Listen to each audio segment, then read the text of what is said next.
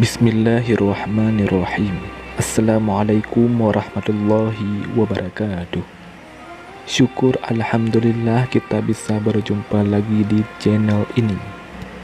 Salawat dan salam selalu dan tetap tercurahkan kepada junjungan kita Nabi besar Muhammad sallallahu alaihi wasallam. Allahumma salli ala Sayyidina Muhammad wa ala ali Sayyidina Muhammad. Harapan dan doa saya semoga saudaraku semuanya selalu diberikan kesehatan, dilapangkan rezekinya, diampuni dosa-dosanya, dan dipanjangkan umurnya. Amin ya rabbal alamin. Saudara muslim yang dirahmati Allah Subhanahu wa taala, sebagai seorang muslim, mengerjakan ibadah salat 5 waktu adalah kewajiban utama yang tidak ditinggalkan sama sekali. Ibadah salat juga menjadi salah satu rukun Islam dan dianggap sebagai pondasi dalam agama Islam. Namun, kita juga tidak boleh hanya belajar pada salat wajib 5 waktu saja. Ada ibadah salat sunnah lain yang mengerti juga kita amalkan. Hal ini tidak terlepas dari besarnya manfaat dan yang bisa kita dapatkan dari salat sunnah tersebut. Salah satu salat sunnah yang sangat dianjurkan adalah salat sunnah qobliyah subuh. Salat sunnah qobliyah subuh termasuk dalam salat sunnah rawatib dan dikerjakan sebelum melaksanakan salat subuh. Salat sunnah qobliyah subuh ini memiliki keistimewaan tersendiri karena Rasulullah SAW selalu menjaga amalan sunnah yang satu ini. Rasulullah SAW memuji salat sunnah yang lebih dari menjaga salat sunnah 2 rakaat sebelum subuh. Hadis riwayat Muslim. Bacaan niat salat sunnah qobliyah subuh. Adapun bunyi bacaannya: usalli sunnatas subhi raka'ataini qobliyatan lillahi ta'ala. Artinya, aku niat salat sunnah sebelum subuh 2 rakaat karena Allah Ta'ala. Saudara muslim yang dirahmati Allah Subhanahu wa taala, lantas apa saja 15 manfaat dan keutamaan melaksanakan salat sunnah qobliyah subuh? Yang pertama, lebih baik dari dunia dan seisinya. Keutamaan salat sunnah qobliyah subuh yang pertama adalah kebaikannya yang lebih baik dari dunia dan seisinya. Keutamaan salat sunnah qobliyah subuh yang satu ini mungkin sudah banyak diketahui oleh kaum muslimin.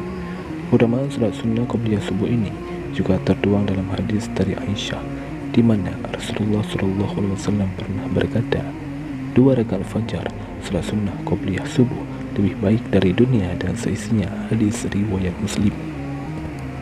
Jika kita sudah tahu keutamaan ini, maka seharusnya kita sadar bahwa keutamaan salat sunnah qobliyah subuh saja sudah begitu besarnya.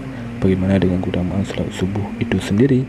Abu Hurairah radhiyallahu anhu berkata bahwa Rasulullah SAW pernah mengatakan tentang keutamaan luar biasa dari salat subuh. Yang kedua, jalan masuk ke surga.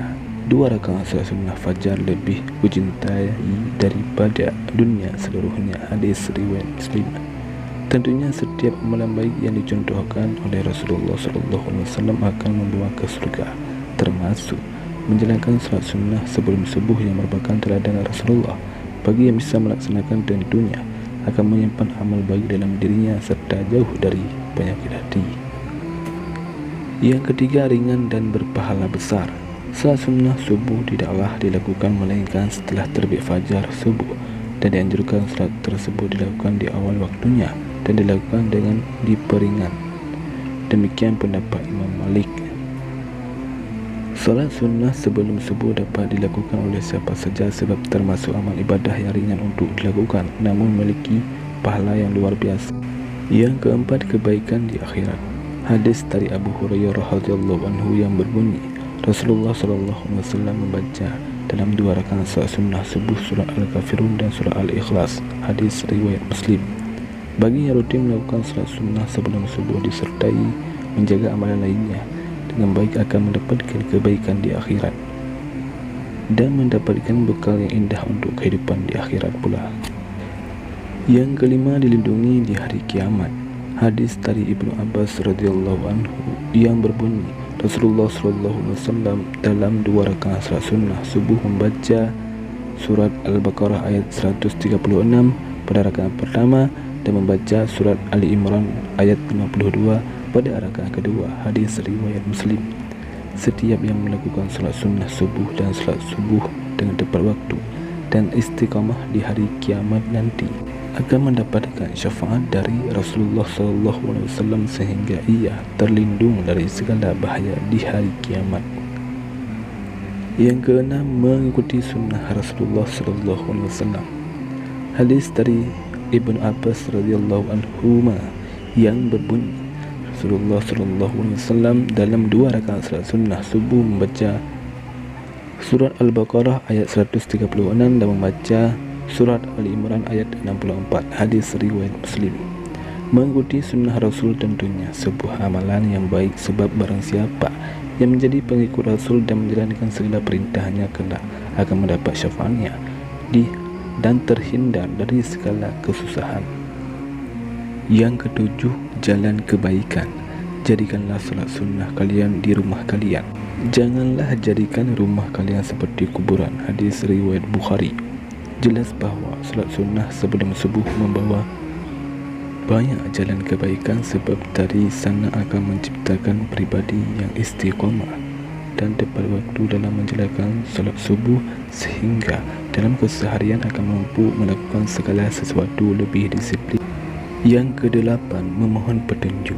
Sebaik-baik solat seseorang adalah solat di rumahnya kecuali solat wajib. Hadis riwayat Bukhari dan Ahmad dengan lafaz Ahmad. Solat sunnah sebelum subuh yang dianjurkan untuk dilakukan di rumah dapat dijadikan sebagai permohonan untuk manusia memohon petunjuk tentang segala sesuatu sambil menunggu azan subuh tiba atau setelah azan subuh sehingga masuk waktu doa yang mustajab. Yang kesembilan, menunjukkan rasa takwa. Barang siapa yang belum salat sunnah 2 rakaat subuh maka hendaknya melakukannya setelah terbit matahari. Hadis riwayat At-Tirmizi. Rasa takwa akan terlihat oleh orang yang rutin menjalankan salat wajib dan sunnah. Bagi yang lupa pun dapat melakukannya setelah menjalankan salat subuh itu. Yang ke-10, diampuni dosa-dosanya. Dari Qais bin Qad radhiyallahu anhu bahwasanya ia salat subuh bersama Rasulullah SAW dan belum melakukan salat sunnah 2 rakaat qabliyah subuh. Ketika Rasulullah SAW telah salam, maka ia pun salam bersama beliau.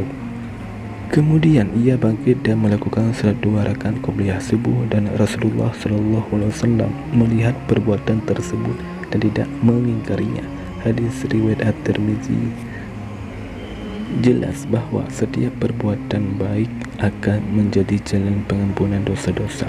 Salat sunnah sebelum subuh yang dilanjutkan dengan banyak membaca zikir kepada Allah tentunya akan menjadi jalan untuk pengampunan dosa dan menjadi jalan untuk lebih banyak melakukan kebaikan sehingga terlindung dari segala keburukan. Yang ke-11, kebiasaan baik. Amalan yang paling dicintai oleh Allah Subhanahu wa taala adalah amalan yang kontinu walaupun sedikit. Hadis riwayat Muslim. Rasulullah SAW mencela seseorang yang tidak kontinu dalam beramal. Dikisahkan oleh sahabat Abdullah bin Amr bin Al-As radhiyallahu anhu, Rasulullah SAW berkata padaku, "Wahai Abdullah, janganlah engkau seperti si fulan. Dulu dia biasa mengerjakan solat malam, namun sekarang dia tidak mengerjakannya lagi." Hadis riwayat Bukhari. Solat sunnah sebelum subuh akan menjadikan seseorang memiliki kebiasaan baik, sebab terbiasa bangun pagi dan melakukan solat tepat waktu. Ia pun menjadi pribadi yang disiplin dan penuh kebaikan dan bisa memberi contoh pada orang terdekatnya untuk melakukan kebaikan yang sama pula, sehingga kebaikan akan lebih banyak menular. Yang ke-12, mendisiplinkan waktu solat. Aku tidaklah pernah mendengar Rasulullah SAW mengerjakan solat sunnah yang lebih semangat dibanding dengan solat sunnah 2 rakaat sebelum fajar. Hadis riwayat Muslim. Rasulullah selalu semangat dan disiplin dalam mengerjakan salat sunnah sebelum subuh. Hal itu pula yang wajib dicontoh oleh setiap hambanya sebab merupakan sunnah Rasul. Yang ke-13, bentuk doa. Rasulullah SAW menjaga salat sunnah yang lebih daripada menjaga salat sunnah 2 rakaat sebelum subuh. Hadis riwayat Muslim. Salat sunnah sebelum subuh yang dijaga merupakan bentuk doa agar bisa menjalankannya lebih dengan istiqamah sehingga ia terhindar dari sifat malas dan penyakit hati. Yang ke-14, rutinitas mulia. Ketika terbit fajar subuh, Rasulullah SAW tidaklah salat kecuali dengan 2 rakaat yang ringan. Hadis riwayat Muslim.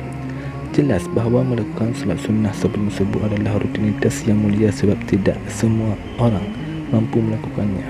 Salat sunnah sebelum subuh dapat mendekatkan kepada Allah kebaikan seperti disiplin di waktu salat dan terbiasa beraktivitas sejak pagi. Hal itu tidak hanya akan bermanfaat untuk akhirat saja, namun juga menanamkan kebiasaan baik untuk duniawi seperti terbiasa melakukan segala aktivitas sejak pagi dan terbiasa melakukan segala sesuatu dengan disiplin, sehingga ketika melakukan segala sesuatu menjadi lebih baik dan menjadi lebih terarah. Yang ke-15, teladan Rasulullah SAW. Rasulullah SAW dahulu diam antara azannya muazzin hingga salat subuh. Sebelum salat subuh dimulai, beliau dahului dengan 2 rakaat ringan. Hadis riwayat Bukhari dan Muslim. Rasulullah selalu memberi contoh untuk melakukan salat sunnah sebelum subuh dan selalu rutin menjalankannya serta menjadikan hal tersebut sebagai salah satu teladan baik. Hal itu pula yang wajib dicontohkan oleh kita semua sebagai umatnya, walaupun dilakukan dengan rakaat yang ringan namun memiliki keutamaan dan pahala yang begitu besar serta memiliki berbagai dampak baik bagi kelanjutan salat subuh yang dilakukan dan bagi segala aktivitas lain yang dilakukan. Setiap yang melakukan tentu akan memiliki kebiasaan baik dan menjadi seseorang yang lebih disiplin dan lebih istiqamah dalam beribadah dan dalam kehidupan sehari-hari.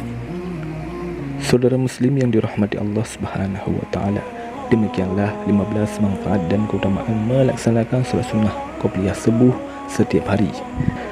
Semoga kita semua senantiasa mengamalkan salat sunnah qobliyah subuh setiap hari, dan semoga kita semua mendapatkan perlindungan dari Allah Subhanahu wa taala baik di dunia maupun di akhirat kelak. Amin ya rabbal alamin. Wallahu a'lam bissawab. Assalamualaikum warahmatullahi wabarakatuh.